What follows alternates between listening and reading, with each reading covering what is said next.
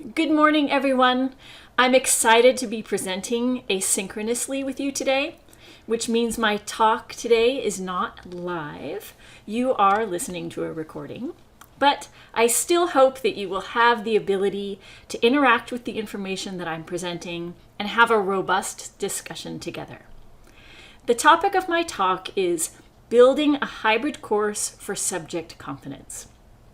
Before I go on, though, you should know that there's many definitions for hybrid learning, and hybrid learning, as it relates to our classes here at AAU, is still undefined. And with that said, I still hope to present you some of the key features that I've learned over the past semester on how to build a student's subject confidence in a more non-traditional course format. This past semester, I took some outside community college courses for personal development. And the first course that I took was chemistry. The class was for non-majors, so it was very remedial, and it focused on just essential concepts and calculations.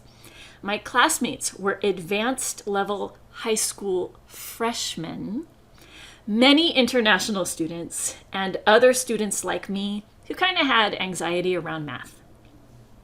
It was, I kid you not, humbling to be in a class like that at my age.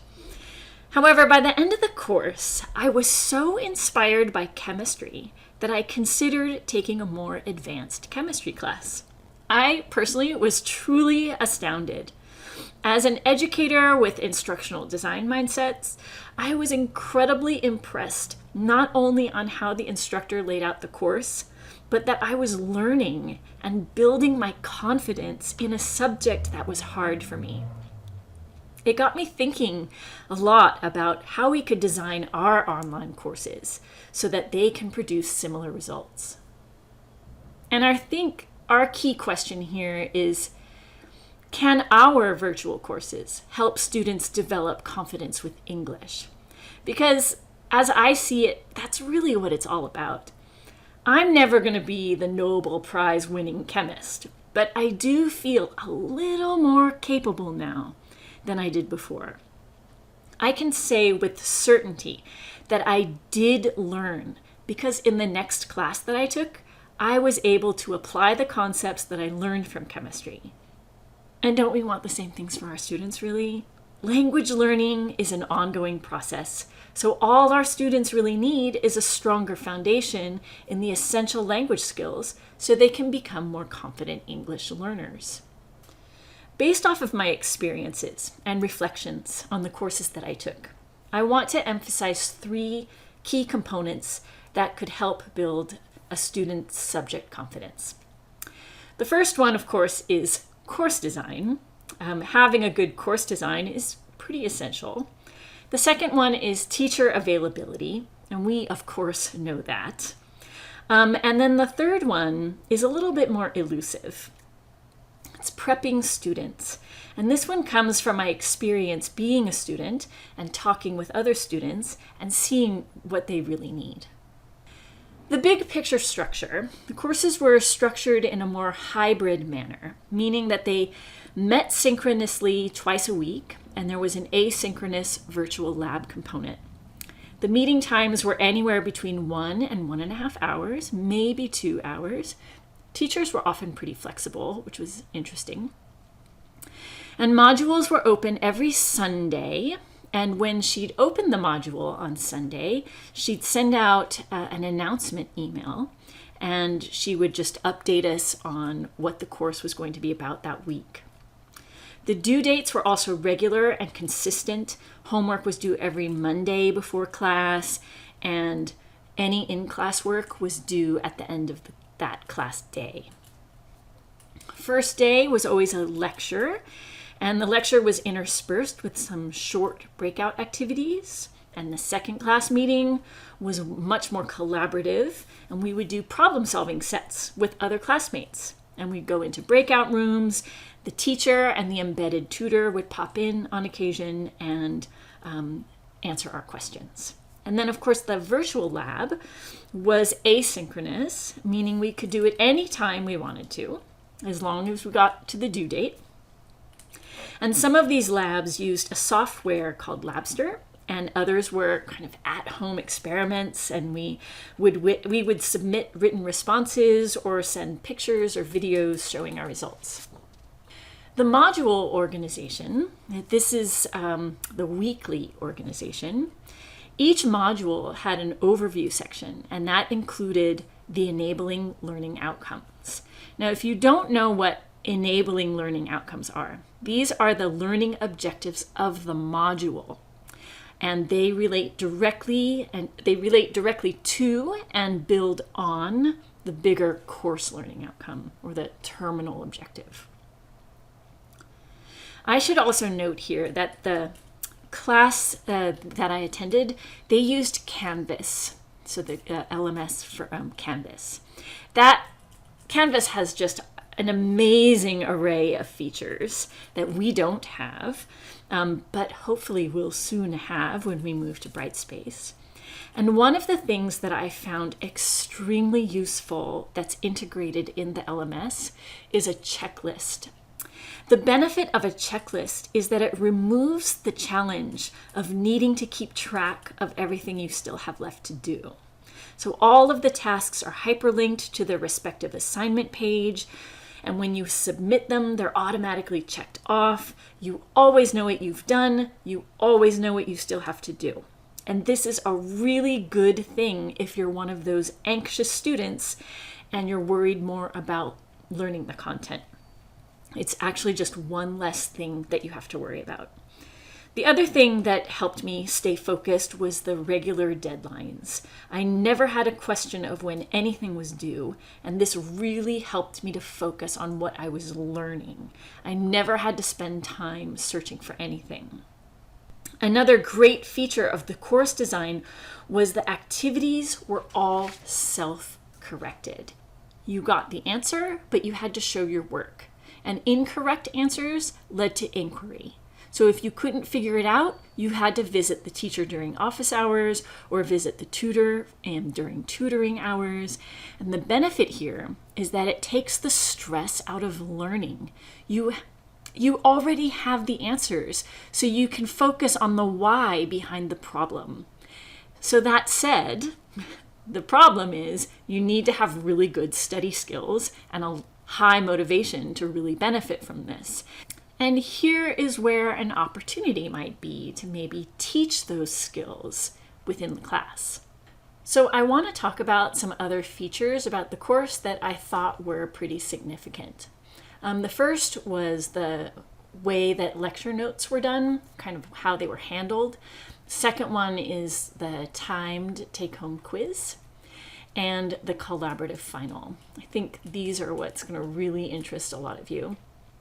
The other two things I found really helpful at the beginning of the class, during the introduction, kind of how to maneuver the whole Canvas page or the whole LMS, maybe how to use certain tools and study skills. So those were kind of introduced at the first part of the class. I think that is essential, and we kind of already know that. The other important, interesting feature was the self-reflection forms that were embedded into the class. There was one at the beginning, in the middle, and the end, and I think that was kind of, at least for me, what really helped me kind of assess my own learning. So I found those really helpful. I want to talk a little bit about the lecture. In the chemistry class, the lectures were always presented live. In the other classes I took, they were pre-recorded. Both of those were fine. I appreciated both styles. In no matter what class, the slides were always embedded in the LMS. So we could easily have access to them, download them, and something that I did was I would download them ahead of time, and then during class I would take notes on them while the teacher was talking or while I was listening to the recording. The chemistry teacher would often annotate the slides while she was talking during class and then uploaded those for our reference. And of course, the Zoom, the whole class was recorded and then uploaded. I actually asked the teacher what tools she used for annotating, and the chemistry teacher said that she uses Notability, my favorite app. So yeah, that was really great to talk with her at the end of the class too. What I really wanted to emphasize here, though, is the downloading of the slides before the lecture, or printing out your slides, maybe 4 per page or 1 per page, and taking notes during the lecture. This all acts as your study guide. This is reference material for the exams that you take. And not everybody knew this. During some tutoring sessions, like students were talking about, they just took handwritten notes. So I think that having that skill to be able to know what to do, how to handle a lecture like this, students actually need to be taught. So I just wanted to emphasize that because this is the primary content, at least for that class. The other thing that I wanted to talk about was the take-home timed quiz. I found these great, actually. These were short, low-stake quizzes that reviewed material from the previous week. The quizzes were timed at about 30 to 60 minutes. They were asynchronous. That means that everybody could take the test at different times, but they were only allotted a certain amount of time, like 30 to 60 minutes, to take that test.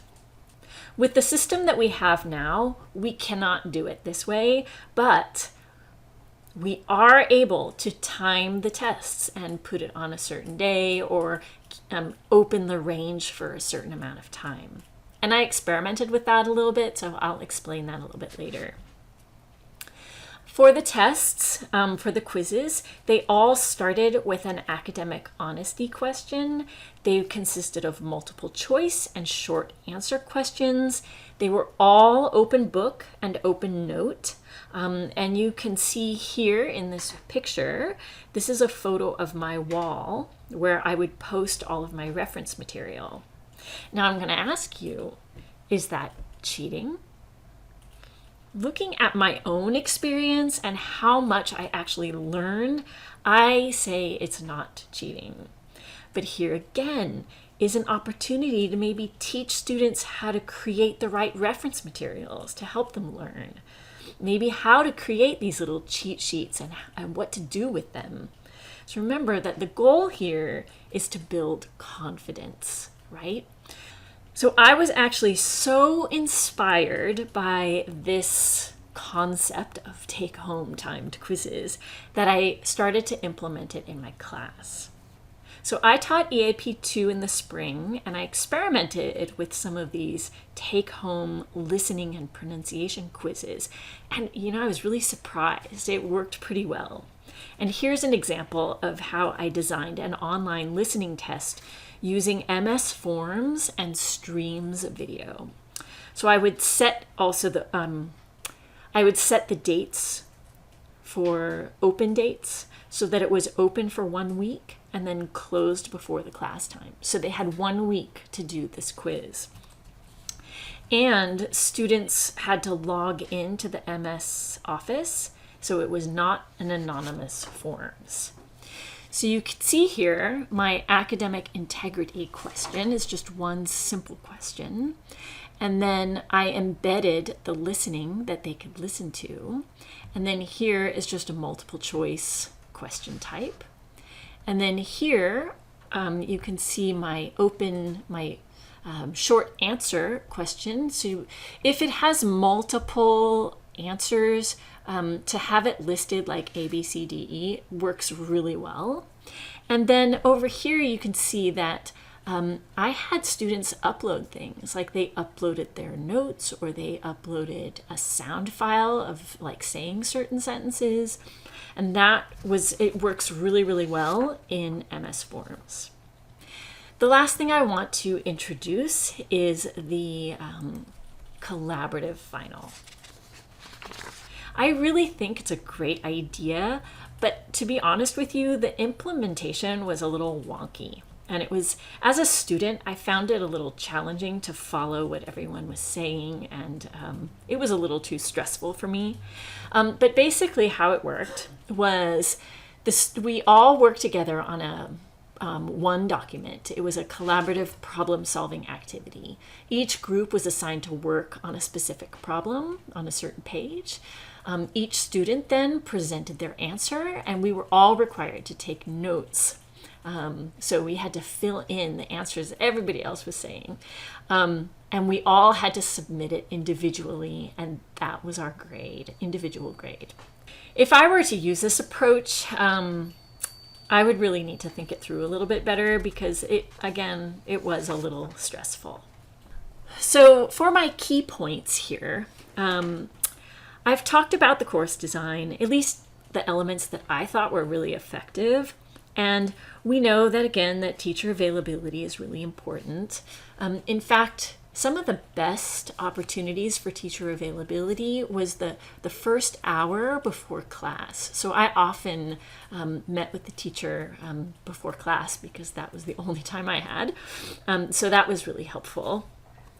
And then this last one that I want to highlight, this third point of prepping students. And this comes out of my experience communicating with students as a student.